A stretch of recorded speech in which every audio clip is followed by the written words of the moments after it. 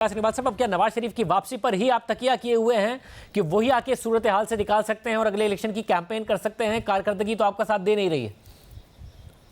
नहीं, देखिए, मैं नहीं समझता कि आप कारकर्दगी का क्या पैमाना है। क्या पाकिस्तान को डिफॉल्ट से बचाना कारकर्दगी नहीं है? आपको याद है कि अप्रैल में किस तरीके से पूरी दुनिया में और खुद मुल्क के अंदर ये कहा जा रहा था कि 2 हफ्ते में या 4 हफ्ते में पाकिस्तान खुदा ना खास्ता डिफॉल्ट कर जाएगा। अभी भी जब हमने अदायगी करनी थी $1 अरब की, तो उस वक्त भी ये कहा गया मुख्तलिफ लोगों की तरफ से कि पाकिस्तान डिफॉल्ट करेगा, लेकिन अल्हम्दुलिल्लाह पाकिस्तान ने वो अदायगी भी की। और मैं आपको शाज़िब भी ये बताना चाहता हूँ कि इसके बावजूद कि हमें एक गैर मामूली दाखिली डोमेस्टिक इकोनॉमिक क्राइसिस मिला, लेकिन अगर आप इस वक्त ग्लोबली देखें तो पूरी दुनिया एक बदतरीन मुआशी बहरान के निर्गे में है, जिसमें कि इन्फ्लेशन जा रही है ऊपर की तरफ। तमाम ममालिक अपने सेंट्रल बैंक से इंटरेस्ट रेट्स बढ़ा रहे हैं, रिसेशन की पेशन गोइयां की जा रही हैं। तो इन हालात में हम पाकिस्तान को एक बहुत ही टाइट रोप वॉक के जरिए बड़ी प्रूडेंस के साथ, बड़ी ड्यू डिलिजेंस के साथ आगे लेकर जा रहे हैं। और अगर आप हुकूमत में रह भी लें तो जैसे सर्दियां आ गई, गैस का क्राइसिस शुरू हो गया, आगे जाके होता यह है कि आपको टाइम मिले, आप कोई डेवलपमेंट स्कीम्स अनाउंस करें, मगर आप तो पब्लिक सेक्टर डेवलपमेंट प्रोग्राम जो है वो भी आधा रह जाएगा। 727 अरब रुपए से कह रहे हैं 350 अरब रुपए रह जाएगा, तो आप ये काम भी नहीं कर पाएंगे। तो है क्या ऐसा जो करके आप कुछ अच्छा कर पाएंगे? जो इन्फ्लेशन है वो भी टारगेट से ज्यादा है, 23%, तो अब स्टेट बैंक कह रहा है मईशत स्लो डाउन का शिकार है। कोई 6-8 महीने में क्या कर लेंगे आप? देखिए, जहाँ तक डेवलपमेंट बजट है, अभी कोई उसमें ऑफिशियल ऐसा कट हमारे इल्म में नहीं है। और हम समझते हैं कि जो पीएसडीपी है ये मुल्क की ग्रोथ के लिए और हमारा जो मुल्क का तरक्याती पहिया है उसके लिए ज़रूरी है। और आपको मालूम है कि इस वक्त पाकिस्तान में जो तरक्याती बजट है वो पिछले 4 सालों में घट के तकरीबन 725 अरब पे आ चुका है, जबकि 2018 में हमने 1000 अरब का डेवलपमेंट बजट छोड़ा था और उस वक्त डिफेंस बजट भी 1000 अरब का था और दोनों में से कोई किसी की कीमत पे नहीं था।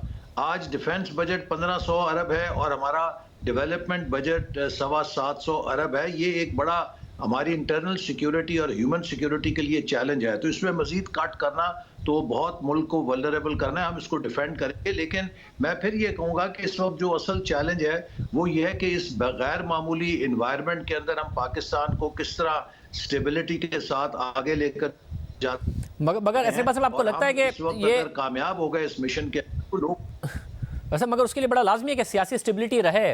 अब ज़ाहिर इमरान खान साहब एक बदगली में ज़रूर चले गए हैं। आप कह रहे हैं कि नई मरदमशुमारी के बगैर, क्योंकि काउंसिल ऑफ कॉमन इंटरेस्ट का फैसला है, इंतखाबात नहीं होंगे और ये फैसला इमरान खान साहब की सदारत के में जो इजलास हुआ उसी में हुआ था, तो फिर सूबों में कैसे होंगे? तो क्या वो सूबाई असम्बलियाँ तोड़ देंगे? तो आप क्या अदालत जा रहे होंगे कि नहीं जी, नहीं हो सकते हैं नई मरदमशुमारी के बगैर इंतखाबात?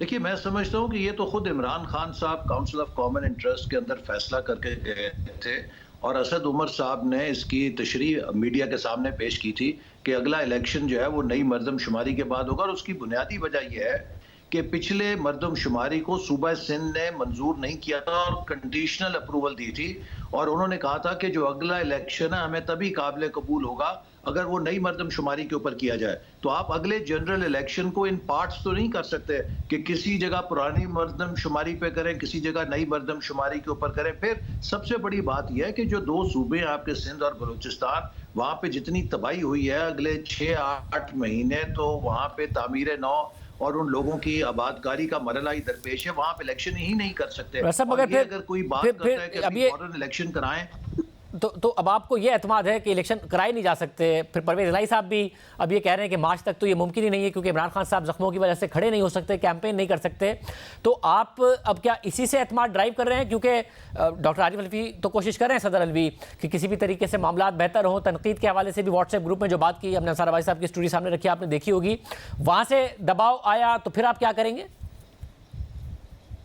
देखिए, दबाव तो मेरा नहीं ख्याल कि कोई आइन और कानून के खिलाफ दे सकता है। मुल्क के मारूजी हालात भी है ना, जैसे मैंने आपको कहा कि इतना संगीन आलमी क्राइसिस है और मुल्क की अपनी मईशत भी हम एक टाइट रोप वॉक पे लेके जा रहे हैं। आप मुझे बताएं कि इस नाजुक बहरान के अंदर क्या आप 4 महीने के लिए अफोर्ड कर सकते हैं कि पाकिस्तान में कोई हुकूमत ना हो, कोई पहले पॉलिसी फैसला करने वाला सेटअप ना हो? इस वक्त तो पूरा यूरोप भी बदतरीन तवानाई का बहरान का सामना है। आपने जो अभी गैस के बहरान की बात की, ये बहरान पाकिस्तान में नहीं है।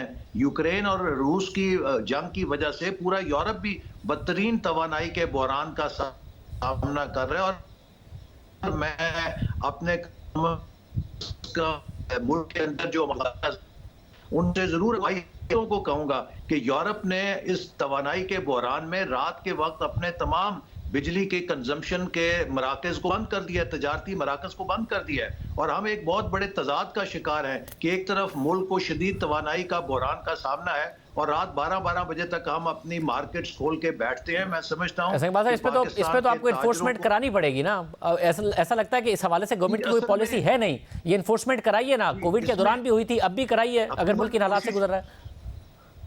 हुकूमत कोशिश कर रही है और इसमें इन्फोर्समेंट जो है वो सूबाई हुकूमतों के पास है और इसमें सबसे बड़ा जो कंजम्पशन का सेंटर है वो पंजाब है। तो मैं समझता हूं कि पंजाब की सूबाई हुकूमत को हमने कई दफ़ा इसकी तवज्जो दिलाई है, बल्कि उन्होंने तो लोगों को खुश करने के लिए जो पाबंदियां थी वो भी ख़त्म कर दी हैं। ये नहायत ही गैर जिम्मेदाराना रवैया है। हम सबको इस वक्त एहसास करना चाहिए कि दुनिया बदतरीन तवानाई के और मुआशी बहरान से गुजर रही है और हमें भी पाकिस्तान को इस बहरान से नहायत ही जिम्मेदारी के साथ निकालना है। और इमरान खान साहब को भी जो मनफी सियासत है वो तर्क करनी चाहिए और जहां उन्होंने इतनी गलतियों का इतराफ़ किया है, इस गलती का भी इतराफ़ कर लें कि उन्होंने असेंबली छोड़ के गलती की थी, वापस असेंबली में आए और अगले इलेक्शन के लिए इंतखाबी इस्लाहात के पैकेज के ऊपर काम करें ताकि जो अगला इलेक्शन है उसके बाद किसी किस्म का तनाज़ा या बहरान पैदा ना हो। हमें कम से कम 10 साल की स्टेबिलिटी चाहिए। हमें अपने एक्सपोर्ट सेक्टर को डेवलप करना है, नए वैल्यू एडेड सेक्टर्स बनाने। ये 10 साल के पॉलिसी कंसिस्टेंसी के फ्रेमवर्क के बगैर आप स्ट्रक्चरल तब्दीलियां नहीं कर सकते। तो अब ये जो T20 हम सियासत में खेलते हैं उसको तर्क करके हमें मुस्तकिल मजाजी से टेस्ट क्रिकेट वाले टेम्परामेंट के साथ अपनी डेवलपमेंट पे तवज्जो देने की जरूरत है।